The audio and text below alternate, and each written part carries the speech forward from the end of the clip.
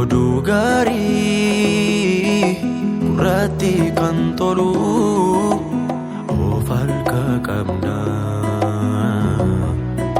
misiraachoo mootummaan Waaqayyoo dhiyaachuusaa himna.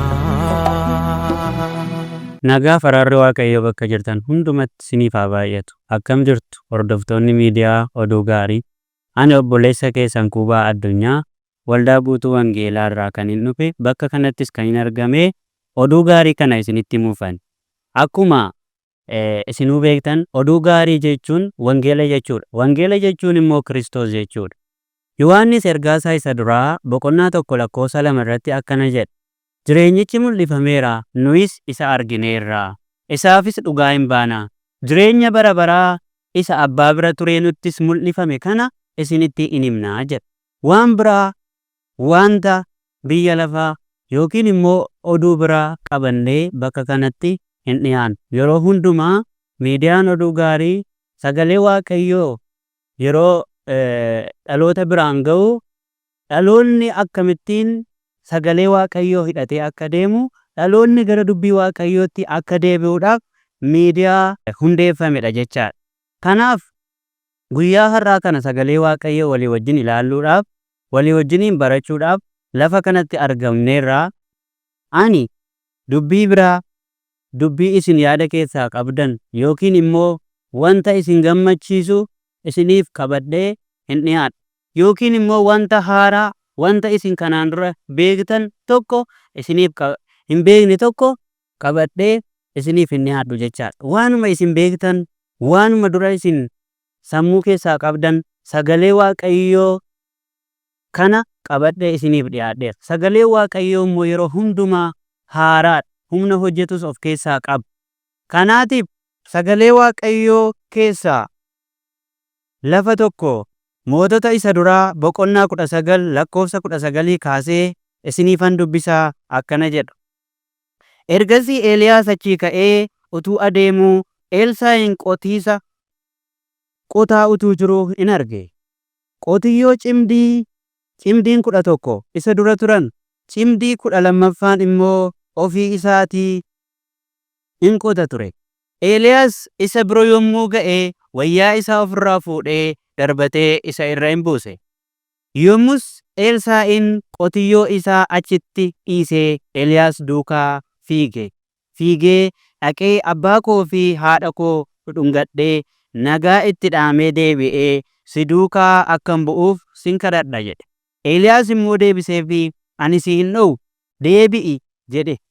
Kana irratti Elsaa'iin biraa deebi'ee qotiyyoo cimdii tokko qalee foonichas mi'a qotiyyootiin affeelee namoota isaatiif in kenne. Isaanis in nyaatan. Kana booddee Elsaa'iin ka'ee Eeliyaas duukaa in bu'e. Gargaartuu isaas in ta'ee jedha. Galanni guddaan Waaqayyoof haa ta'u. Waa'ee sagalee kanaatiif daqiiqaa tokko mataa keenyaaf yaada keenya gadi qabannee Waaqayyoon yeroo itti kadhannu ta'a. Waaqayyoo abbaa keenyaa gargaaraa keenyaa hunduma dura kan turte ammas kan jirtu darbitees kan jiraatu dhufuuf immoo kan jirtu mootii waaqaaf lafaa galanni guddaan siif haa ta'u. Jaalala keetiin nu fiddee jaalala keetiin kan nu jiraachistu mootii waaqaaf lafaa ilma Waaqayyoo isa jiraataa Yesuus Kiristoos galanni siif haa ta'u. Kunoo dubbii sagalee Waaqayyoo isa yaa Waaqayyoo fooniif dhiiga keerraa ati nuuf qoodde kana isa hafuura qulqulluudhaan geggeessaa hafuura qulqulluutiin barreeffame dubbii dhugaa yaa Waaqayyo akka gubbaa samiirraa nutti dubbattu gubbaa samiirraa akka nu barsiistuuf adaraa jedheen si kadhadha.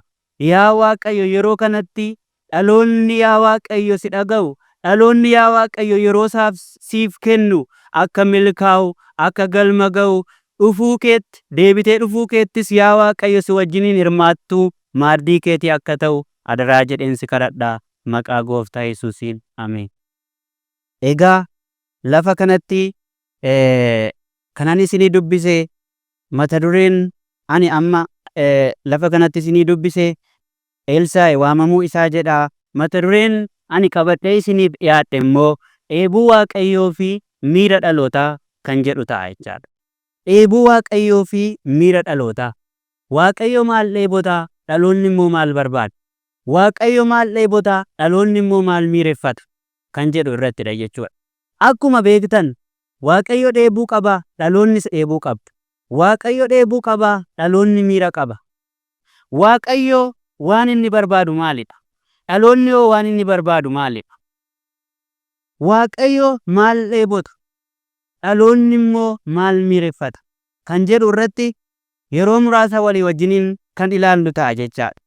Akkuma beekamu Waaqayyo akka bifa isaatti, akka fakkaattii isaatti yeroo nu uume Waaqayyo nu jaallateetu dhaloota uumama hundumaa keessaa kan Waaqayyoon fakkaatu, uumama hundumaa keessaa kan Waaqayyotti siqu, uumama hundumaa keessaa kan Waaqayyo wajjin haasa'u dhala namaa qofaadha jechuudha. Sababiin isaas akka bifa Waaqayyootti, akka fakkaattii Waaqayyootti waan uumamneef, waan nu uumeef Waaqayyotti siqnaa, Waaqayyo wajjiniin haasofna jecha. Kanaaf dheebuun Waaqayyoo maalidha? Miirri dhalootaa hoo maalidha? Kanarratti qabxii muraasa in ilaalla jechaadha. Dheebuun Waaqayyoo inni jalqabaa, dheebuun Waaqayyoo inni duraa, qabxiin tokkoffaan nama kaayyoo Waaqayyoon galmaan ga'u dheebota Waaqayyo. Nama kaayyoo isaa galmaan ga'uuf dheebota Waaqayyo. Akkuma beekamu Waaqayyo guyyaa guyyaatti carraa nuuf laatu qaba. Hammuma dheebari'u, hammuma bullee kaan, hammuma umuriin keenya dabalaa deemu Waaqayyo carraa nuuf laatu qaba. Carraa lama nuuf laata Waaqayyo guyyaa guyyaatti. Kana sammuu keessatti qabadhaa. Waaqayyo guyyaa guyyaatti warri Yesuus Kiristoositti amantan, warri lammaffaa dhalattan, warri fooniif dhiiga isaa fudhattan, Waaqayyo guyyaa guyyaatti carraa lama akka inni nuuf laatu hin dagatinaa. Inni tokkoffaan Waaqayyootti akka dhiyaannudha. Inni lammaffaan immoo namoota dhaloota Waaqayyootti akka dhiyeessinudha jechaadha. Nuti Waaqayyootti dhiyaannee kaanee dhaloota immoo Waaqayyootti dhiyeessuu qabna. Nu keessaan immoo dhaloonni Waaqayyoon ilaaluu qaba jechaadha. Erga Waaqayyootti dhiyaannee dhalootas immoo itti dhiyeessuu qabna. Kun amanaadha, kun amanaa miti jennee bira darbuu hin qabnu. Dhaloonni Waaqayyootti dhiyaachuu qaba. Inni dursaa immoo Waaqayyo siin barbaada waanta ta'eedhaaf ati Waaqayyootti dhiyaachuu qabda jechaadha. Kanaaf Waaqayyo yerootti inni guyyaa guyyaatti carraa kana nuuf laatu sammuu keenya keessaa baduu hin qabu. Carraa Waaqayyo nuuf kennutti fayyadamuu qabna jechaadha. Akkasumaan sa'aatiin hin deemu, akkasumaan guyyaan hin bari'u, akkasumaan miti wanti inni umurii nu dabaluuf, wanta inni yeroo nuuf dabaluuf akkasumaan miti. Waaqayyo kana akka inni nu gargaaru ol gubbaa samiirraa Yesuus Kiristoosiin isiniif nan kadhadha jechaadha. Egaa lafa kanatti kanan isiniif dubbisee ka'e waa'ee waamamuu Eelsaa'idha. Eeliyaas garbichi Waaqayyoo utuu inni Izaabel haadha manaa Ahaabiin baqatu Waaqayyo itti dhufee eessa dhaqxa hin jedheen. Ani siif nan hinaafanan ture. Utuun siif hinaafuu raajota kee fixanii anas immoo isa hafe kana ajjeesuu waan barbaadaniidhaaf ani isaan baqachaanan jira jedhee Eeliyaas Waaqayyotti in dubbate.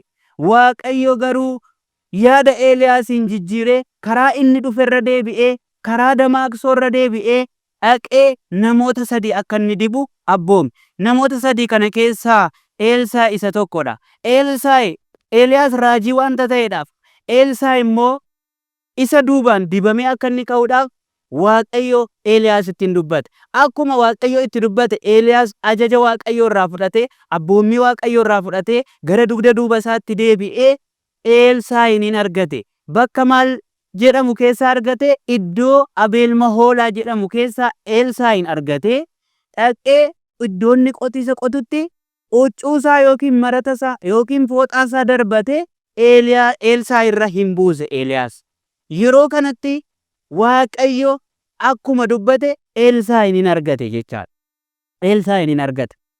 Yeroo kanatti hafuurri Waaqayyoo akkuma Eeliyaas irra ture Elsaayin karaa huccuusaa, karaa wayyaasaa Elsaayin hin argate. Yeroo kana yeroo tuqametti inni si duukaa nan bu'a. Si duukaa nan bu'a garuu wanta tokko naaf eeyyami.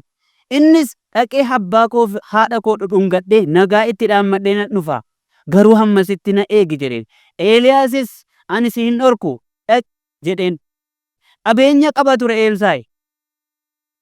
Qabeenya qaba ture.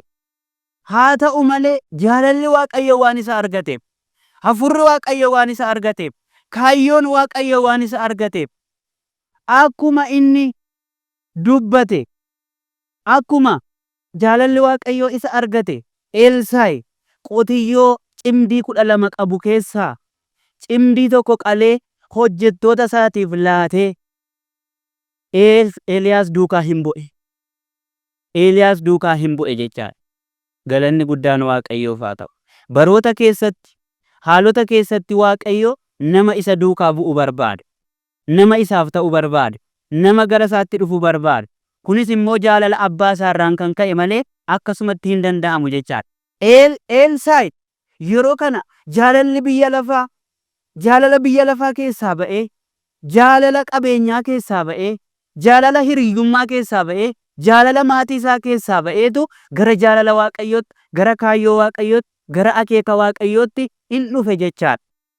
Elsaa'i yeroo qotiyyoo cimdii tokko qalu, yeroo cimdii 11 immoo achumatti maatii isaatiif dhiisee deemu maraatee miti jechaadha. Kaayyoo Waaqayyoo argateetu baroota keessatti nama kaayyoo isaa galmaan ga'u barbaada. Eebota Waaqayyoo. Mata dureen keenya eebuu Waaqayyoo fi miira dhalootaa kan jedhudha. Hin irraanfatinaa. Kanaatiif qabxiin tokkoffaan kaayyoo Waaqayyoo nama galmaan ga'uuf eebota Waaqayyo. Eeliyaasis isa booddeedhaan akka inni raajii ta'uudhaaf Elsaa'iin yeroo of duukaa buusetti Elsaa'is qabeenya isaa dhiisee, mana isaa dhiisee, ooyiruu isaa dhiisee, waan hundumaa dhiisee isa duukaa bu'e jechaadha. Waaqayyoon duukaa bu'e. Galanni guddaan Waaqayyoof haa ta'u. Nuti biyya lafaa keessaa kan waamamneef, nuti gara akeeka Waaqayyootti kan waamamneef, gara jaalala Waaqayyootti kan waamamneef, akkasumaan kaayyoo keenya galmaan gaanne, qabeenya horannee akka darbinuuf miti. Kaayyoo Waaqayyoo akka galmaan geenyuuf uumamne. Yeroo baay'ee dhalli namaa, yeroo baay'ee dhaloonni ofirraa eegala. Garuu ofirraa eegaluun qabxii dogongoraati. Ofirraa eegaluu utuu hin taane of kennuutu mala Waaqayyoodhaaf. Gaafa ati of kennite, gaafa ati jireenya kee kennite, gaafa ati beekumsa kee kennite, gaafa ati umurii kee Waaqayyoof kennite, Waaqayyoo kaayyoo isaatiif, kaayyoo isaa akka ati galmaan geessuuf siin hojjechuu eegala jechaadha. Milkaa'insi inni duraa kaayyoo Waaqayyoo galmaan ga'uurraa eegala. Kaayyoo keenya galmaan ga'uurraa miti. Kaayyoo keenyaaf kurkuruudhaaf, kaayyoo keenyaaf hojjechuudhaaf miti. Milkaa'insi inni duraa, milkaa'insi inni jalqabaa. Gaafa nuti kaayyoo Waaqayyoo galmaan ga'uudhaaf dhamaanuun, Waaqayyo immoo nu keessaan hojii isaa hojjeta. Waaqayyo immoo nu keessaan biyya lafaa dhageessifata. Phaawulos akkana jedha, nuti afaan Waaqayyoo taanee ergamneerra. Waaqayyo karaa keenya, Kiristoos karaa keenya isiniin dhageessifata jedha. Karaa keenya biyya lafaa akka dhageessifatuudhaaf Waaqayyo nuun nu barbaada. Kaayyoo isaa galmaan akka geenyuudhaaf, kaayyoon Waaqayyoo dhaloota, kaayyoon Waaqayyoo lubbuudha. Nuti immoo maal irratti xiyyeeffannee jirra yeroo ammaa kana? Maal irratti xiyyeeffattee jirta? Kaayyoo kee galmaan ga'uudhaa? Qabeenya horachuudhaa? Qabeenya gurguddaa addunyaan kun ittiin sochootu? Addunyaa hawaa kana abbuuruudhaa? Miti. Ofirraan eegaliin kaayyoo Waaqayyoo irraa eegal.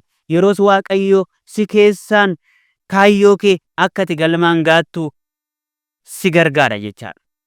Si gargaara. Waaqayyo hunduma keenya haa gargaaru. Isa kana akka nuti irratti hojjennuudhaaf, isa kanaaf akka nuti amaanuudhaaf Waaqayyo hin barbaada jechaadha. Waaqayyo har'aa bor dhaloota dheebota. Har'aa bor dhaloota dheebota. Dhaloonni garuu harkaa mucucaata. Dhaloonni mucucaataadha.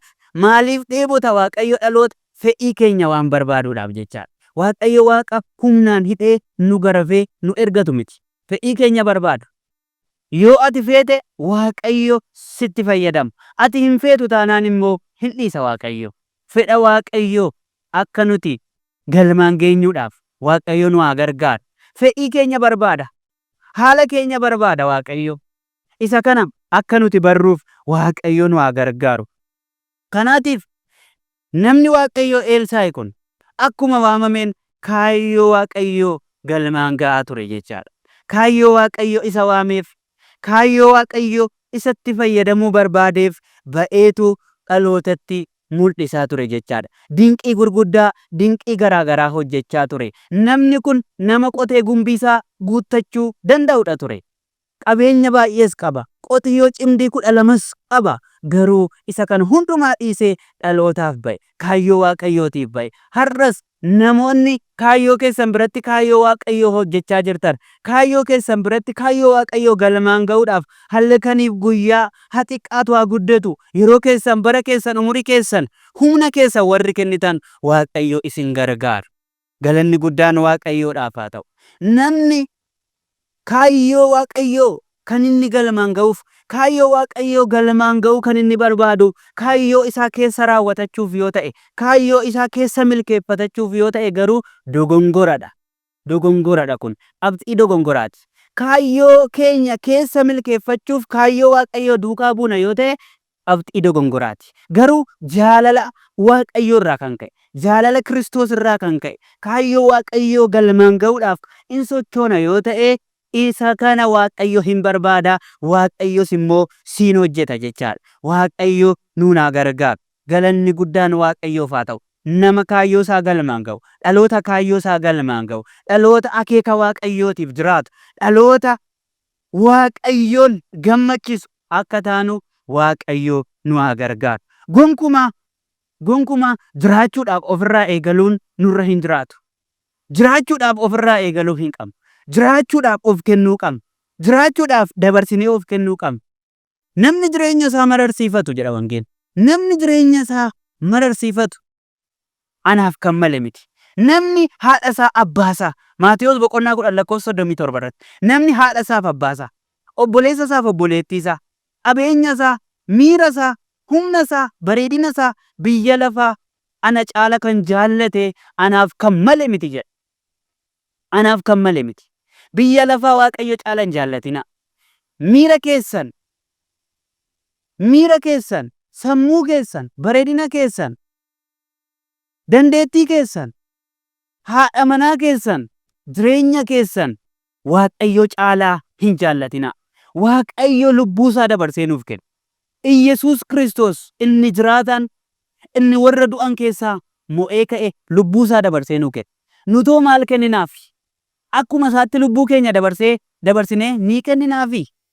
Waaqayyo isa kana nurraa barbaada ta'a. Tarii wanta humni keenya danda'u, wanta jireenyi keenya ammatti danda'u jaalala keenya, yeroo keenya, dandeettii keenya, beekumsa keenya, walumaa galatti jireenya keenya guutummaa isaatti Waaqayyoof dabarsinee yoo kennine Waaqayyo kaayyoo isaa galmaan yerootti ga'atu nu keessaan ta'a jechaadha. Nama biraa keessaan galmaan ga'achuu hin danda'a Waaqayyo. Dhagootatti nama kaasuu hin danda'a Waaqayyo. Ammayyuu wanta barbaadetti nama tolchuu hin danda'a Waaqayyo. Isa jalqabaaf isa dhumaa garuu namni tolchameera. Namni tolchame kun immoo eebuu Waaqayyootiif jiraachuu qaba. Kaayyoo Waaqayyootiif jiraachuu qaba. Darbuun keenya hin oolu. Du'uun keenya hin oolu. Isa wajjiniin darbinee akka jiraannuuf, isa wajjiniin jireenya bara baraa akka argannuuf, jireenya inni nuu kennetti hojjechuu qaba. Kaayyoo Waaqayyootti hojjechuu qaba. Oduu gaarii gurratti kan tolu of harka qabna. Misiraachoo mootummaan Waaqayyoo dhiyaachuu isaa himna. Qabxiin lammaffaan garaan keenyaaf garaan Waaqayyoo akka walitti firoomu barbaada Waaqayyo. Garaan keenyaaf garaan Waaqayyoo akka walitti firoomu barbaada. Garaan keenyaaf garaan Waaqayyoo akka walitti firoomu barbaada. Galanni guddaan Waaqayyoodhaaf haa ta'u. Waaqni tolfamaan yeroo hundumaa jireenya keenya rakkisu garaa keenyadha. Nuti Waaqa tolfamaa baannee deemna kan nurkaa mucicaatu. Nuti Waaqa tolfamaa baannee deemna yeroo hundumaa kan nu lolu. Yaada lamatu na keessaa wal lola jedha Phaawulos. Yaada lamatu. Inni tokko yaada fooniiti. Inni tokko immoo yaada hafuuraati jedha. Kanaaf garaan keenyaaf garaan Waaqayyoo akka walitti firoomu barbaada. Yoo ilaaltan wangeela Luqaas boqonnaa 19 lakkoofsa 1 kaastanii yoo dubbistan Zakkiyoosiin argitu. Zakkiyoos hangafa qaraxxichaa argitu. Zakkiyoos hangafni qaraxxichaa yeroo Waaqayyoon baruu barbaadetti, yeroo Yesuus Kiristoosiin baruu barbaadetti hojjaan isaa gabaabaa waanta ta'eedhaaf muka qilinxoo jedhamu tokko yaabbate jedha. Achittis Yesuus Kiristoos utuu mukicha jala darbaa jiru kootu bu'e. Har'a mana kee buufachuun, har'a mana keetti maaddii kee wajjiniin, maaddii kee irraa hirmaachuun si wajjiniin maaddiitti dhiyaachuun anaaf hin ta'a jedheen. Innis achirraa bu'ee mana isaatti isa hin keessummeesse. Zakkiyoosis yeroo Yesuus jaalala Yesuus argatetti, jaalalli Yesuus yeroo isa argatetti maal jedhe? Kunoo ani qabeenya koo kanan hore keessaa walakkaasaa warra deegaadhaaf warra qabaniif nan hira jedhe. Kana malees nama tokkorraa illee dirqisiisee waa fudhadheera yoo ta'e dachaa 4 nan baasaaf jedhe. Maaltu argate namicha kana? Jaalala Waaqayyootu isa argate. Garaasaaf garaa Yesuustu walitti firoome. Garaa namaa barbaada Yesuus. Garaasaa barbaada. Garaasaa argate Yesuus. Qabeenya isaa warra deegaadhaaf hin hire akkuma jedhe. Dachaa 4 isin baaseef. Garaan keenyaaf garaan Waaqayyoo yeroo walitti firoomu kaayyoon Waaqayyoo, eebuun Waaqayyoo nuun raawwatama jechaadha. Daawitiin nama akka garaa koo jedhe Waaqayyo. Daawit nama akka garaa koo maalsaa argate? Garaasaa argate. Namoonni baay'een akkana jedhu. Daawit yeroo yerootti nama qalbii isaa jijjiirratudha. Cubbuu hojjeterraa nama qalbii isaa jijjiirratedha. Qalbii isaa fuula Waaqayyootti qalbii jijjiirrata jedhu. Namni akka Daawit dhabameetudha. Lakki namni akka Daawit jiraachuu danda'a. Garuu wanti Waaqayyoo irratti garaasaa argate tokko jira. Argamsi Waaqayyoo kakuu moofaatti karaa taabota isaati. Karaa saanduqa kakuu sanadha. Saanduqa kakuu sana baay'ee hinaafa ture Daawit. Mana nan ijaaraaf jedhe. Fuudhee mana kanan itti nan gash, ani mana gaattiraa keessan ta'a. Taabonni Waaqayyoo, saanduqni kakuu Waaqayyoo garuu dunkaana keessa jiraata jedhe. Waaqayyo garaa Daawitiin waan argateedhaaf nama akka garaa koo jedhe. Nama akka garaa koo, nama akka garaasaa akka taanuuf Waaqayyo garaa keenyaaf garaa Yesuus Kiristoosiin akka walitti firoomsuuf Waaqayyo nuunaa gargaaru. Abrahaam garbicha Waaqayyoo yoo fudhattan dhala kee ilma kee hangafaa sana aarsaa godhinaaf kenni jedheen Waaqayyo. Waa inni sin mararsiifanne yeroo inni itti tulluu Mooriyaa irratti baasee aarsaa gochuudhaaf jedhetti Waaqayyo aarsaa wayii fuuldura Abrahaamitti qopheesse. Aarsaa hoolaa dhalasaa garaasaa waan argateedhaaf hoolaa qopheesse. Har'as garaa kee hin kennitaaf yoo ta'e Waaqayyo fuuldura keetti waan qopheessu qaba. Miirri dhalootaa garuu kanarraa gargar ba'aadha. Jireenya isaa hin kennuufi, jaalala isaa hin kennuufi, humna isaa hin kennuufi, dandeettii isaa hin kennuufi. Kanaa mannaa kaayyoo isaa keessa galmaan gaachuudhaaf kan inni Waaqayyoodhaaf ergamu, kan inni Yesuusiif ergamu kun garuu qabxii dogongoraati. Kaayyoo keenya keessa galmaan gaachuudhaaf Waaqayyo akka inni nuuf mul'atu, dinqii garaagaraa akka inni nuuf godhu barbaanna. Garuu jaalalli Waaqayyo akka nurraa nuun galma ga'u hin barbaannu yoo ta'e kun qabxii dogongoraati. Waaqayyo nuunaa gargaaru. Kaayyoo Waaqayyo galmaan ga'uun kaayyoo keenya galmaan ga'uu caalaa salphaadha. Maaliif? Waaqayyo kaayyoo isaa keessaan nu beeka waanta ta'eef. Kaayyoo Waaqayyo galmaan ga'uun yeroo ammaa baay'ee salphaadha. Maaliif? Ari'atamni yeroo ammaa bilisummaan amantii jira waanta ta'edha. Firiidamiin jira waanta ta'edha. Dhaloonni gadi ba'ee kaayyoo Waaqayyo galmaan ga'uu ni danda'a. Kaayyoo Waaqayyo mudhii keenya hidhannee galmaan ga'uu akka dandeenyu, dheebuu Waaqayyo ittiin nu waame, dheebuu Waaqayyo ittiin lafa kanarratti nu uume galmaan ga'uu akka dandeenyu Waaqayyo nuunaa gargaaru. Akkuma Daawit nama garaa Waaqayyo akka jedhamu, nama akka garaa koo akka jedhamnu, ani Daawit garbicha kootiif jedhee akka jedhamnu Waaqayyo nuunaa gargaaru. Akkuma beektan bartoota keessaa Phexros namni Waaqayyo, Phexros inni ariifataan sun akkana jedhe, kunoo nuti si duukaa buune, araddaa keenya dhiisne, qabeenya keenya dhiisne, kunoo wanta hojjennu dhiisne, maatii keenya illee dhiisne, hiriyoota keenya dhiisne, gammachuu keenya dhiisne si duukaa buune. Maal arganna jennaan akkana jedheen Gooftaa Yesuus Kiristoos. Namni anaaf jedhee araddaa isaa dhiise, namni anaaf jedhee qabeenya isaa, haadha manaa isaa, lubbuusaa dhiisee ana duukaa bu'ee lafarratti dachaa dhibba waaqarratti immoo jireenya bara baraa hin argata jedhe. Warri isaaf jedhanii, warri Yesuusiif jedhanii, warri kaayyoo Waaqayyoo galmaan ga'uuf jedhanii of dhiisanii, jireenya isaanii dhiisanii of kennanii isa duukaa bu'an lafarratti dachaa dhibba galfatu, waaqarratti immoo jireenya bara baraa argatu. Kanaaf nama kaayyoo isaa galmaan ga'u akka taanuuf Waaqayyo nu haa gargaaru. Lafa jirtanitti Waaqayyo dachaa isin haa eebbisu.